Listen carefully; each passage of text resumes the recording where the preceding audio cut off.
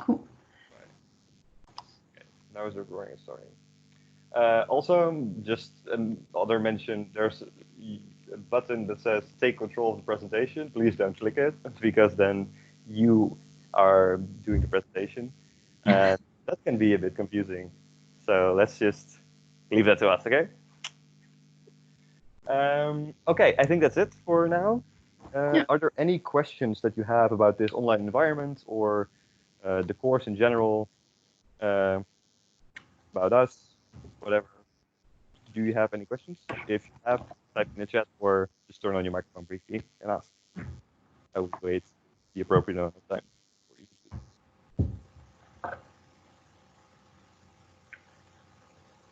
this. No? All right, I think that's an appropriate amount of time. Then let's get started with the class. The theme of today is food, which is pronounced in Dutch, eten. I will not do a repeat after me, but maybe try it for yourself. Eten. It both means food and to eat in Dutch. Yeah, so we only briefly be talking about food, to be honest. It's mostly we will go over the homework, the word of the week. We will treat word order, how to make a Dutch sentence, the words niet, meaning not, modal verbs. Then we will have a break. Oh, you can see the PowerPoint, or you can't. You cannot see the PowerPoint. Yes. So the fix for that is to sign out and sign in again. I'm sorry. That's usually the only thing that fixes it. I will try to go slowly so you don't lose too much time. Yeah. So we will treat modal verbs. And the lecture will be recorded. So if you really desperately miss it. Then we have a break, and then you get to practice some dialogues about hear me about stuff being in a restaurant or bar, ordering a drink, for instance. And then we will close with a sentence of the week. Then we're already done. Nice. So go on with homework. I guess most of you didn't do this because you're new. That's okay. You can still practice it. Yeah, shall I do the honor? Okay, so for those of you who did the homework, let me get, yeah. So there was exercise 1 in which you had to, we practiced with regular verbs the last session, and here it was all about conjugating them. So I think it's best if I just read out the answers maybe, and perhaps Thomas you can, oh no, wait, the answers are in the slide, of course. Cool. Okay, the first sentence is the conjugating of the word fietsen, to cycle. Maybe you can type in the chat what you had as an answer, and then I can see if it's the correct answer, depending on how long. Yeah, great. Indeed, Paula is correct. Yeah, I see correct answers. Ik fiets, I cycle. And the second one, zij naar hun vakantiebestemming. What did you guys fill in here? The verb is vliegen, to fly by plane. Yeah, I see 2 different answers here, which is understandable because the word zij can refer to both a single female and to a group. But in this case, because there is the possessive pronoun hun, this is a plural form. So this was maybe tricky to know, but in this case it is vliegen. It's the only correct option. If it would have been a single female, it would have been zij vliegt naar haar vakantiebestemming. So that would have been a different possessive pronoun. But Paula, vliegt would have been correct. Okay, then the third one. Hij in Utrecht, maar hij in Amsterdam. So 2 verbs. First one, to live. And the second one, to work. Anyone? Yeah, first one is correct. And the second one is already on the slide. So hij woont en hij werkt. And remember the T at the end of the word. Then the fourth one, wij de bus als het regent. And the verb is pakken, to take. Okay, I will just say the answer. This is just the infinitive. Wij pakken. Yeah, very good. And then the fifth one is a question. So the verb and the subject are switched. And here the subject is jullie. So jullie in een mooi huis. Do you live in a nice house? So the verb here is again the infinitive, wonen. And then the sixth one, to work. Jij op de universiteit. So what did you guys have? Very good.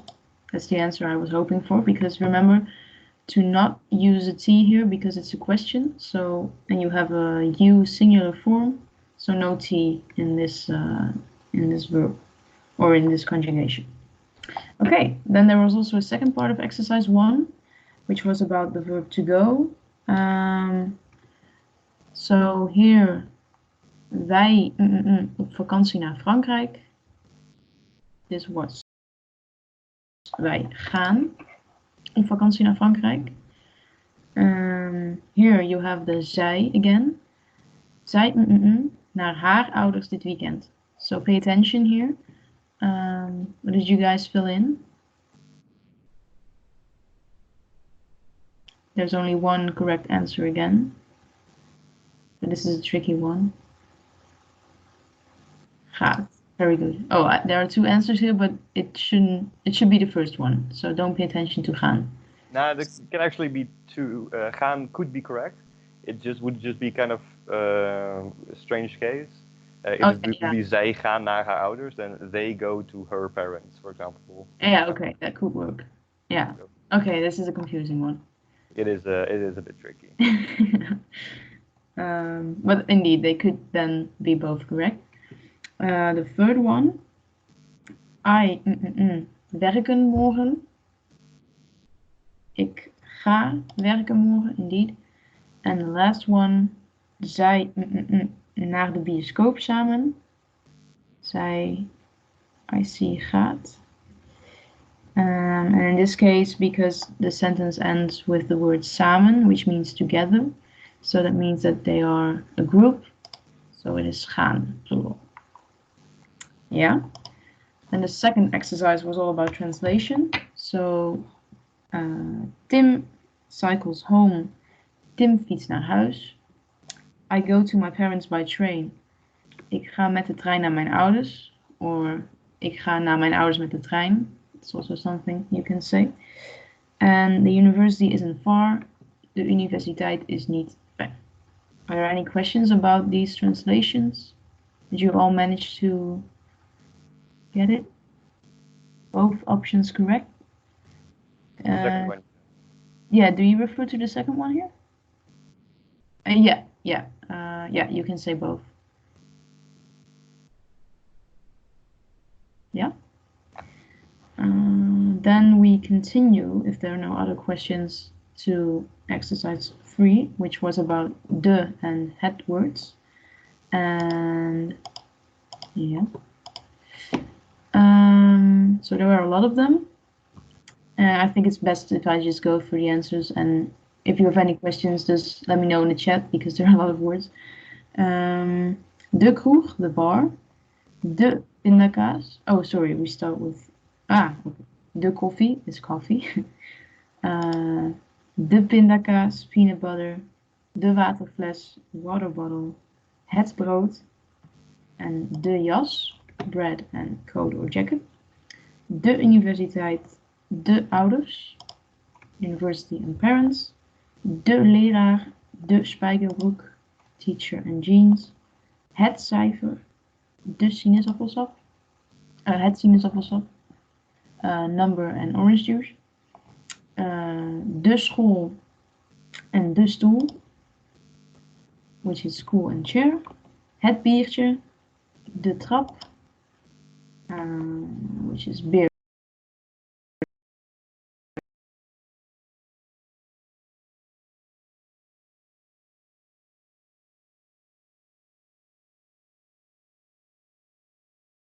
And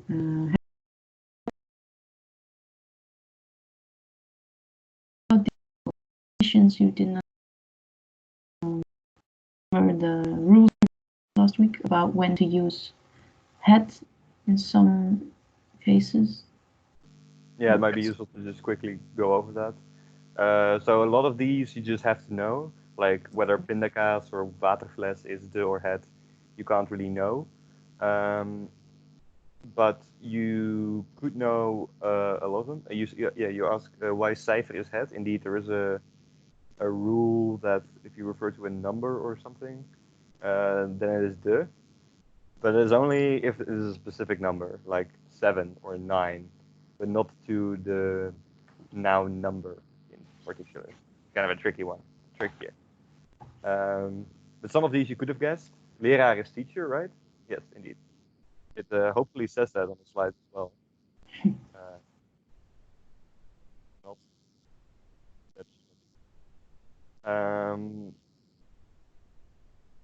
otherwise, yeah, so het biertje you could have known because it ends on je.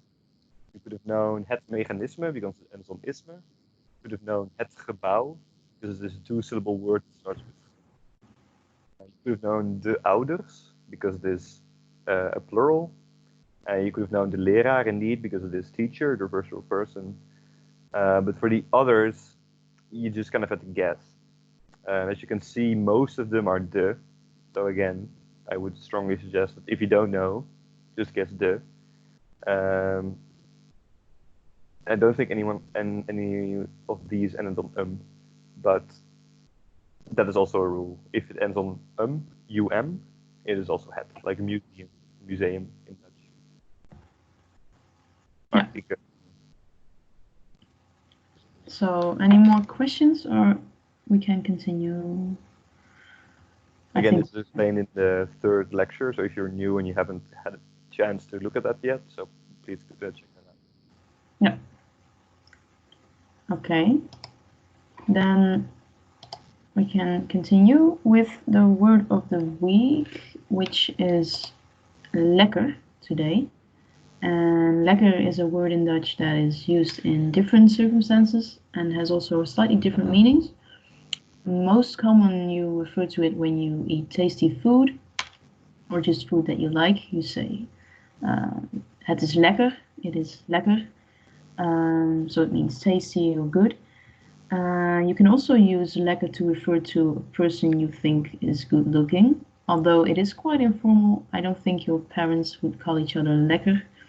It's more a thing. I don't want to think about that. It's more like, hot in a way. So that's also a way you can use it. And you can also refer it like to yourself when you're feeling good, when you feel, I don't know, just, yeah, I feel good. You say, ik voel me lekker. You can use it in pretty much interchangeably with nice in a lot of contexts. Like the weather, lekker weer is a nice weather. This chair, it's zit lekker, it's comfortable. Anything that's kind of nice, you can just call lekker. It's one of the most commonly used Dutch words, I would say. That is not like de or het or whatever standard words. Yeah, so it's a good word to know, I think. Lekker. You can practice that for yourself.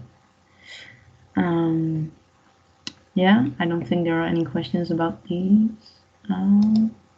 So now we can take a look at the word order in Dutch, which is quite similar to English. Do you want to do this, Thomas? Yeah, I will. Yeah.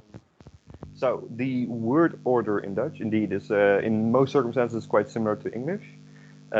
Definitely in the cases that we will talk about here, it is almost the same as English, but it's good to go over anyway. So the standard kind of word structure for the most simple kind of sentences in Dutch is subject, verb, and then object. So the subject here, this is an example sentence, ik steel de fiets. You can also find this explained in your booklet. This is the same explanation. Ik steal the fiets, meaning I steal the bike. The subject here is ik. The verb is steal, and the object, the thing that is stolen, is the fiets. Very simple, right? So there is some. Well, no. Let's go to the second thing. What you also need to know is that if you want to make a question, like a basic question in Dutch, a yes or no question, you just invert the verb and the subject. So instead of stil ik de fiets with the question mark just at the end, just ik stil de fiets with a question mark at the end, you invert ik and stil, and you get stil ik de fiets. Do I steal the bike?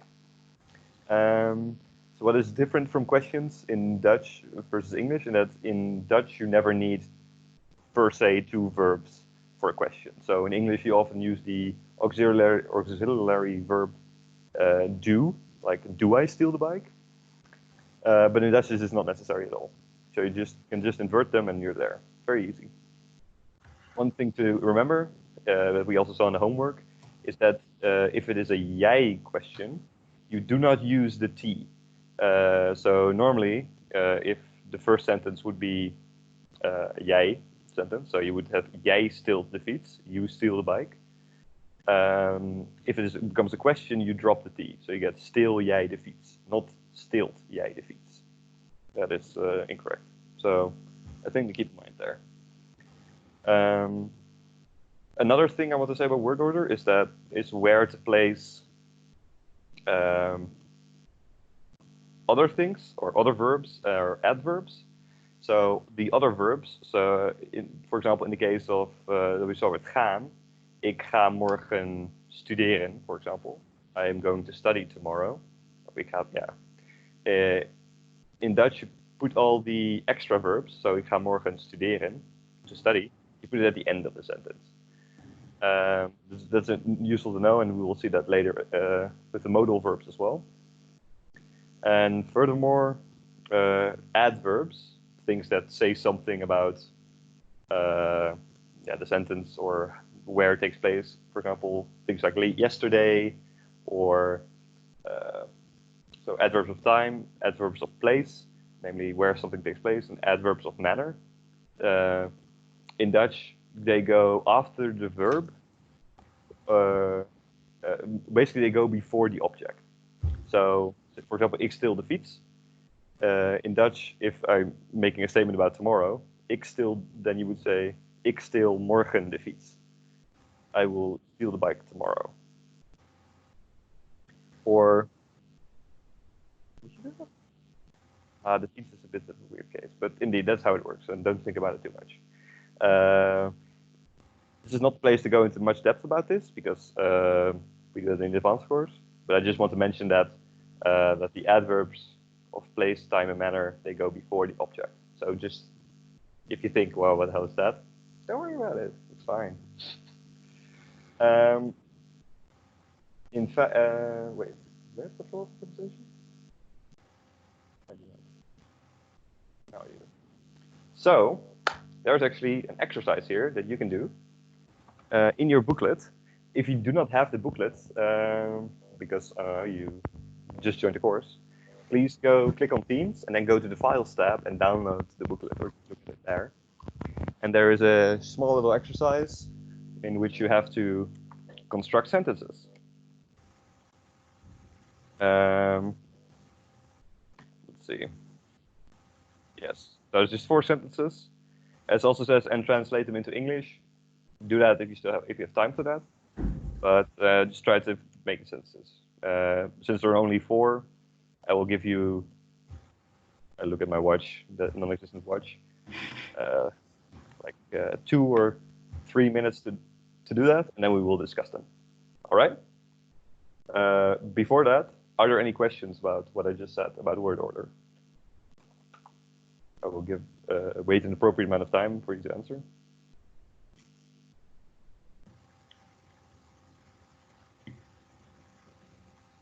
I don't think so.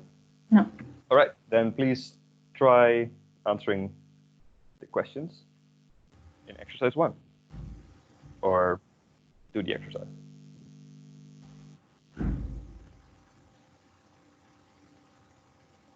and we'll discuss them in a minute or two. In fact, if you're done, please type that you're done in the chat, because then I won't wait longer than necessary. If like 7 of you or 8 type that you're done. Okay, so someone's already done. Good.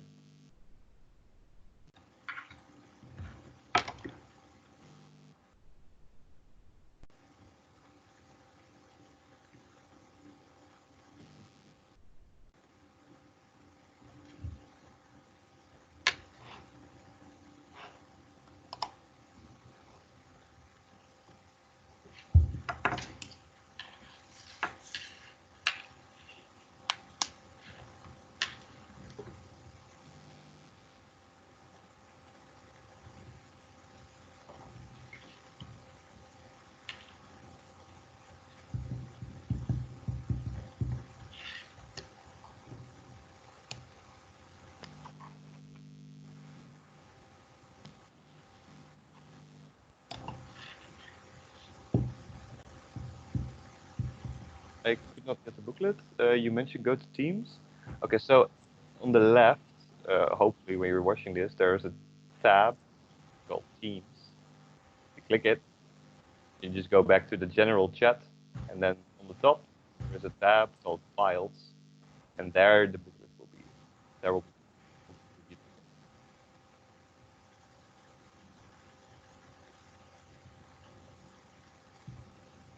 Does that help?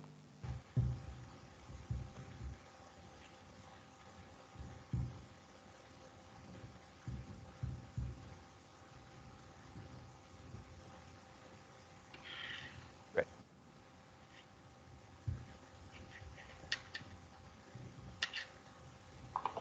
All right, I'm getting a lot of dones, so, or enough dones. I assume that not everyone types in that they're done when they're done. If not, then pardon me. Let's try to discuss it. So the first sentence is, ik heb honger. Could someone tell me what the question is? And to do this, please turn on your mic briefly and ask the question. Oh.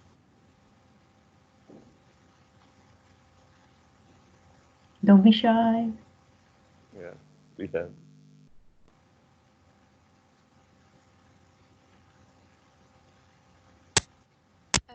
I think it's I am hungry. Yeah, that's the translation. Very good. And what is the question?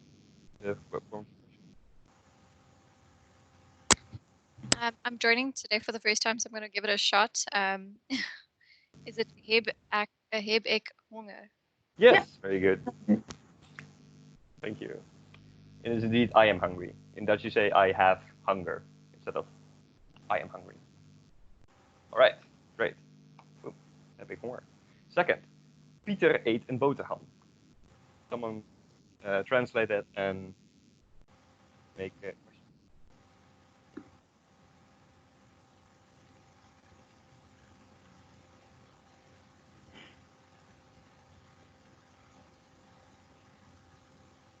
Can't really point here, so I will just awkwardly stare at you until one of you do.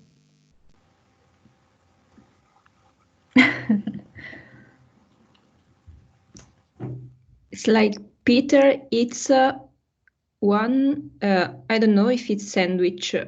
Yes, it is sandwich. Yeah. Do you also know how to make a question? Eet Peter een boterham? Yeah. Very good. Very good. Eet Pieter een boterham. All right, the third one. Jij komt hier vaker.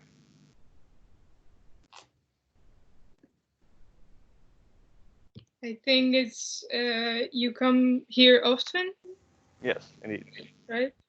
And then komt jij hier vaker? How did you spell the first word? Komt? Yeah, almost. You need to drop the T because it is a jij question. And then you drop the T. Kom jij? Otherwise, it's word T. Okay. Kom je hier vaker? You come here often? Eyebrow movement. All right, and the last one I will just do. U bent goed in koken. You are good in cooking. At cooking. the formal form. And the question is then, bent u goed in toon? Yes. All right. Great. Then we will move on to the next section, negatives. Fleun, are you still there? Yeah. Yes. Negatives. There are two words that are used to begin. The first one and the second one, hey. These correspond in and none. Also uses no, yes, yeah. Let's first talk about chain. Usage with chain.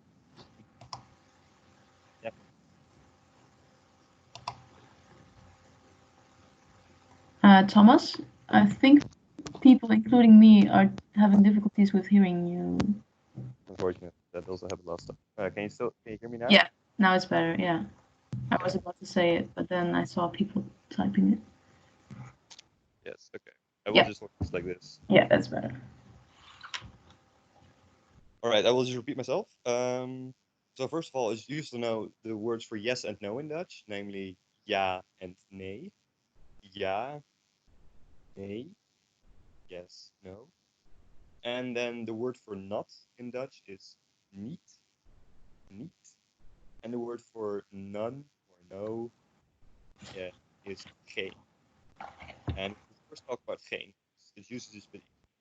So geen is used to negate a noun in indefinite article. Indefinite articles in Dutch are een, enkele, sommige, one, 1, 2, 3, 4, whatever, or no article. These articles mean effectively a few, some, one. Basically, any article that is not The sound quality is not really better. no. Okay. Or maybe it's just me, or you should hold it closer to your mouth. Okay. Yeah, it comes and goes. Yeah, indeed. Yeah, it's like someone pauses all the time.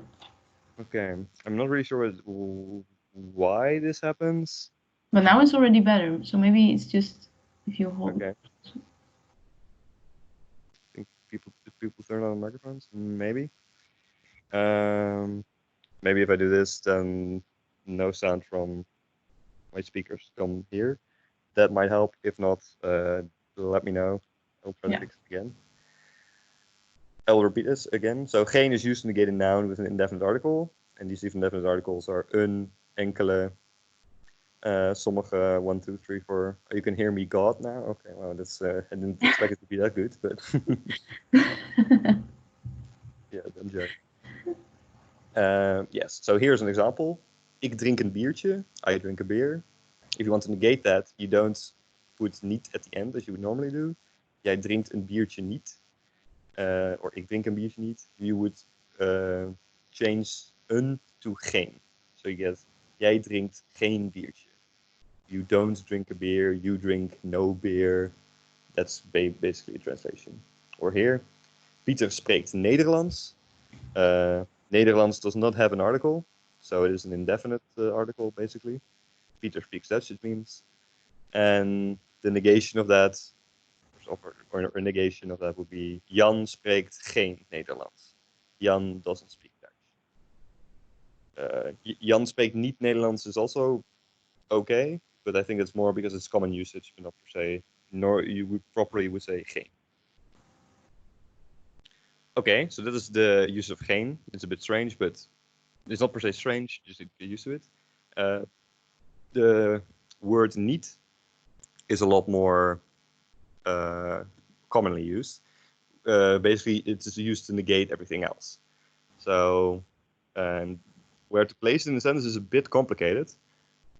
But for these simple sentences that we are talking about, niet follows the conjugated verb. So the verb that we are conjugating, like in hij gaat naar school, you would put it after gaat. Or here, Erik drinkt would be a sentence. Erik drinks, and Erik drinkt niet. Then you would put the niet there. Erik doesn't drink or is not drinking at this point.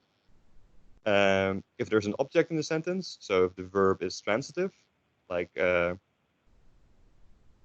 stealing, hij steelt de fiets. If you negate that, you put it after the object.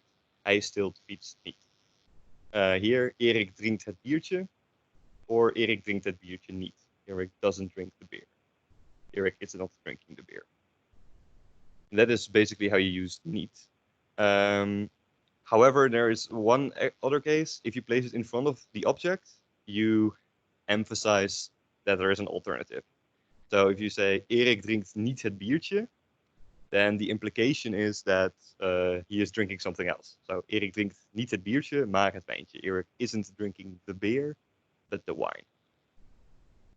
If there's a question, then basically the place of the of niet is the same.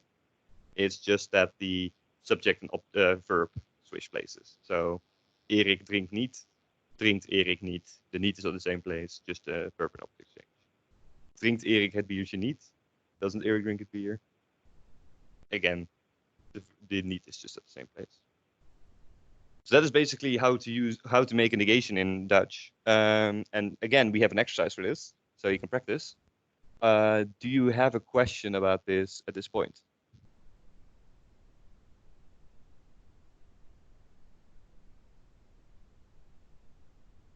It's always such an awkward wait. The least favorite part of this. Nee. Je hebt geen vraag. Very good. All right. So this exercise takes a bit longer, but again, I will just ask you to do this for in like 3-4 minutes. And please let me know if you're done, because then we can start discussing it sooner. And if you have any questions while doing it, like, oh, what does this mean? Whatever, please ask. And we try to make the barrier of entry of asking as low as possible, but of course it's kind of hard. It's a lot harder than in a normal blog, because you can't just say it like that. But please turn on your microphone if you have a quick question. Okay, good luck.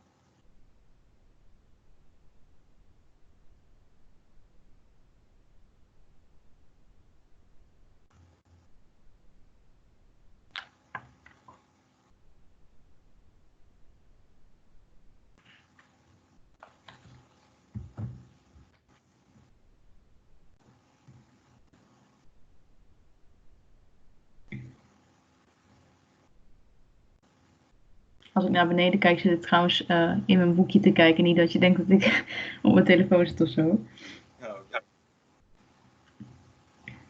Het ziet er altijd zo uit alsof je dan niet naar gefocust bent. Maar...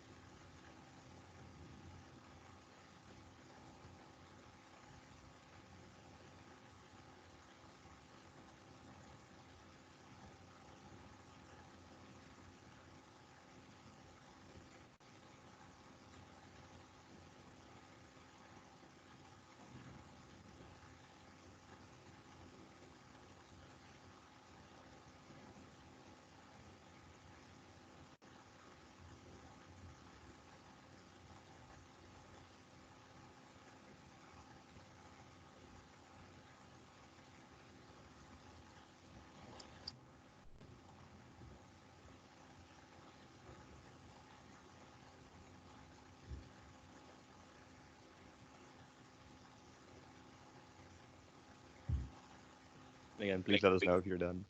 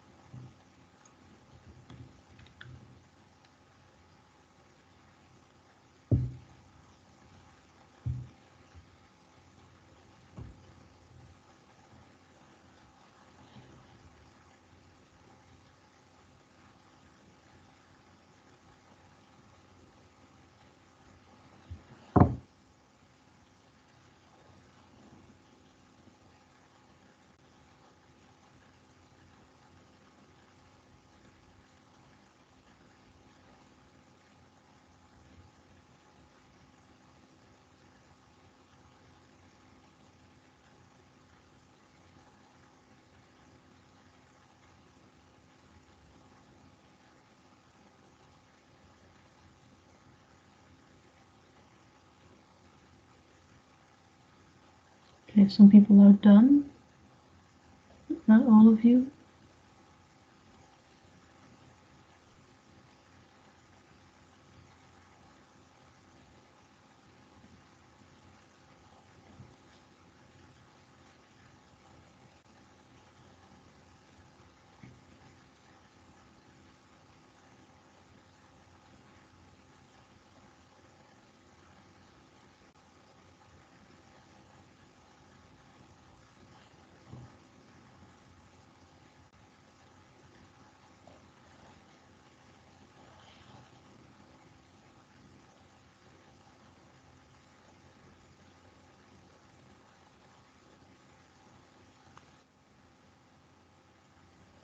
Right. I feel like at least some of you are done, and I think we should continue.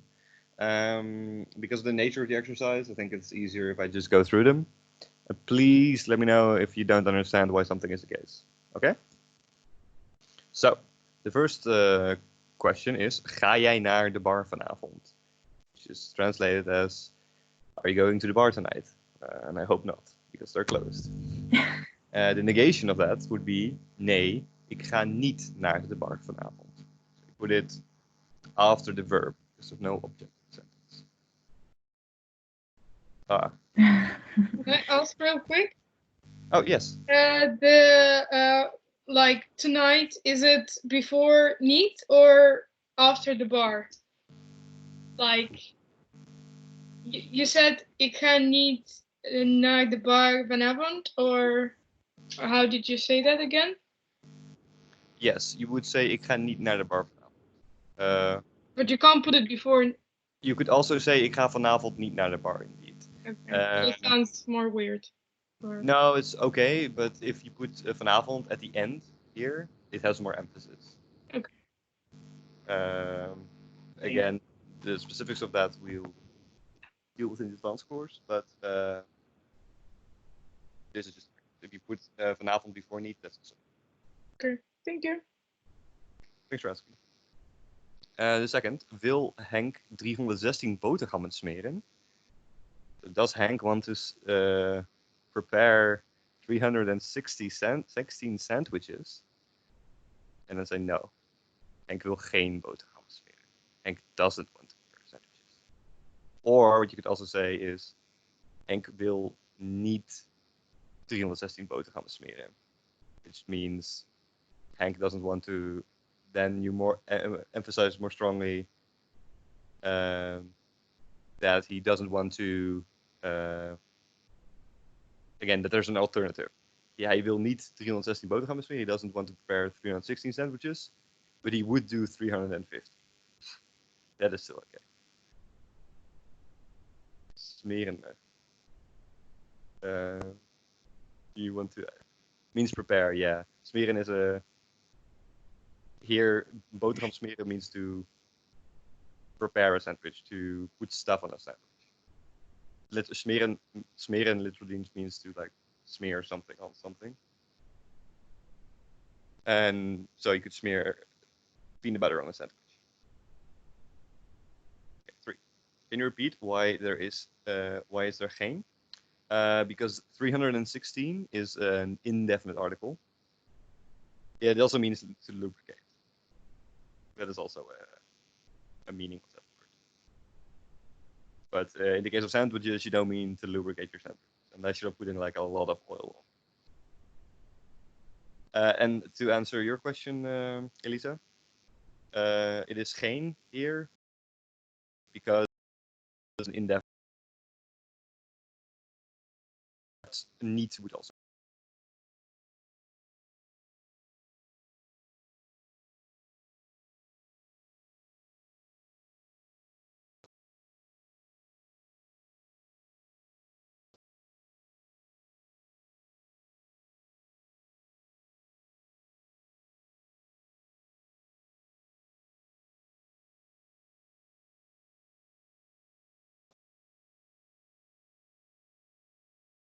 If there's a number, just make it up. Here. Fruitkomen. Are you going to buy fruit? Again, fruit, so you just put a geen there. You could also put niet in front of there. Again, nee, ik ga niet fruit kopen, comma, but I am going to buy 316 sandwiches.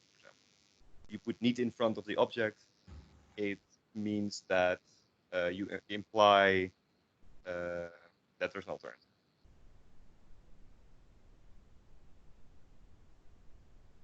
All right, and 4, zijn de bananen in de bonus? Are the bananas on sale? In the bonus, literally on sale at Albert Heijn. And specifically, I mean. The bananen here is the article. So it becomes, nee, de bananen zijn niet in de bonus. Put it after the verb. And then let's negate it. Okay. 5, the pizza is veganistisch. The pizza is vegan. And that's not a question, so that's my bad. Then you create nee. If it was a question that someone would ask, then you get nee. The pizza is niet vegan. Again, the pizza is definite, so we just use niet.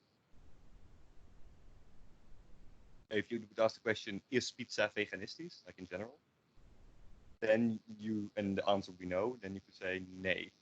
For example, geen pizza is veganistisch. No pizza is vegan.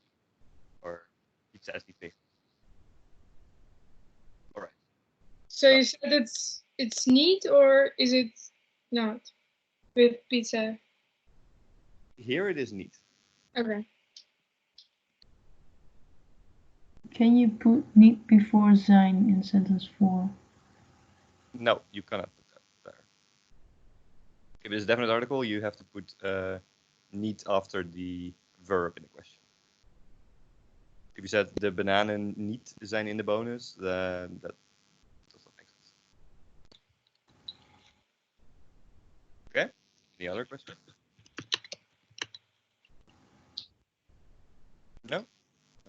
Okay. Then we can move on. Yeah, to the model verbs? Yeah. Do you Okay. do this? Yeah, sure. Okay. We'll take a break. Okay, so modal verbs. We already mentioned them quickly before, but modal verbs are about, they can change the mood of a sentence, and you might know them from English as well. So examples are can, or being able to, must or have to, may, want, and should. And the thing with these verbs is that conjugating them is slightly different from what we practice with regular verbs. Because the thing is that when you use a modal verb, the original verbs get placed at the end of the sentence and becomes an infinitive.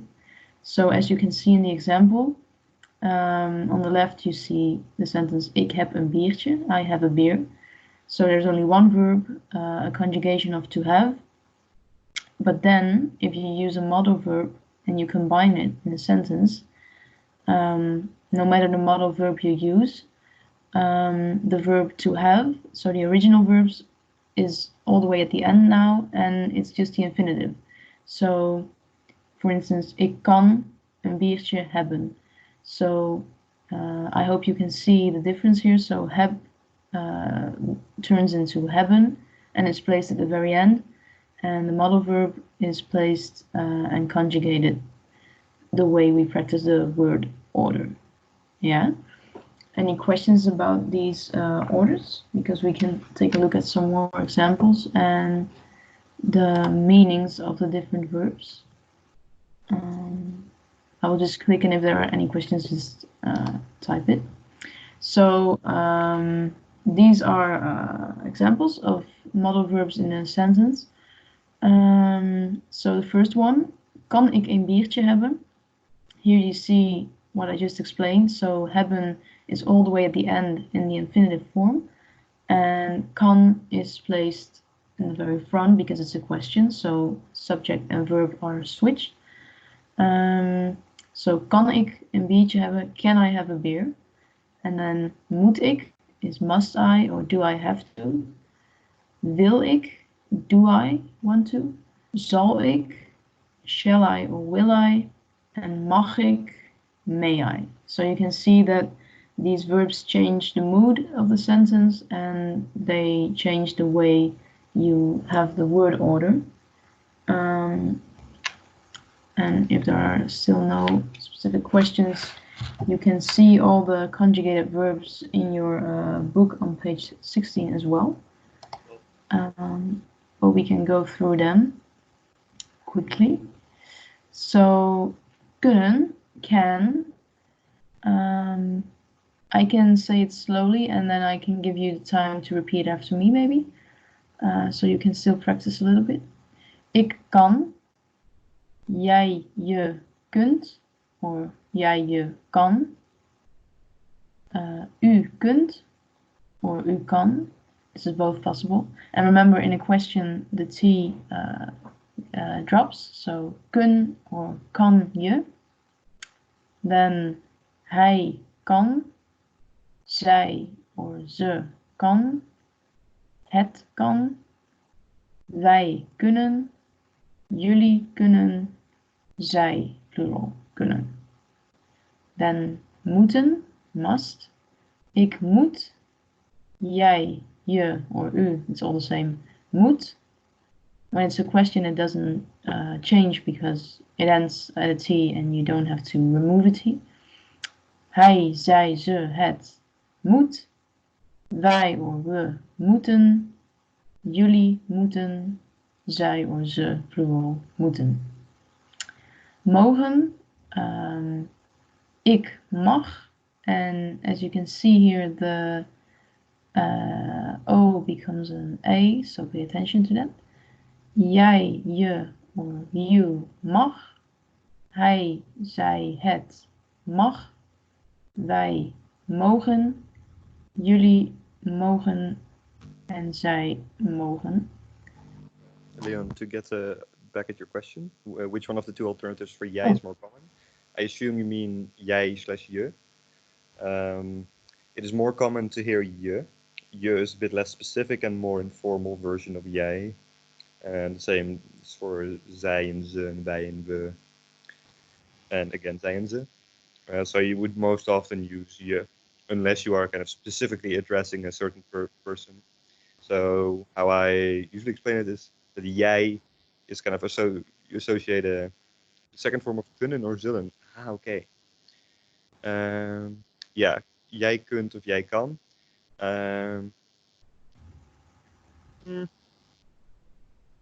I would say thereabout is equally equally often used. What's the difference then? I wouldn't really say there's a difference. I think for zullen is zal. I think is a bit less common for jij, but I don't have the numbers or anything. I don't think there's a real. I think you can just use them interchangeably. Yeah.